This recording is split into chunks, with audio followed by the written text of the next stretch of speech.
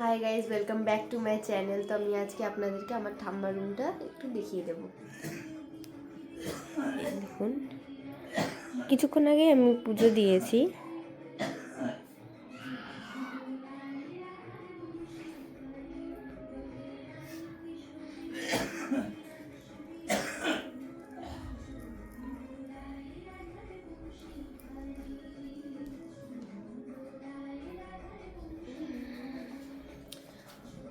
অনেকে আমাকে হয়তো বলতে পারে যে রুমটা অনেক খালি খালি রয়েছে। তো অ্যাকচুয়ালি আমার ঠাম্মার বডি ক্যান্সার হয়েছিল, যার জন্য আমার ঠাম্মার রুমের যত জিনিসপত্র ছিল আমরা বের করে দিয়েছি।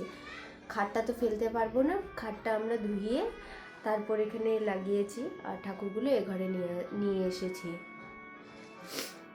বাতিবাগ যা জিনিসপত্র ছিল আমরা সব ফেলে দিয়েছি।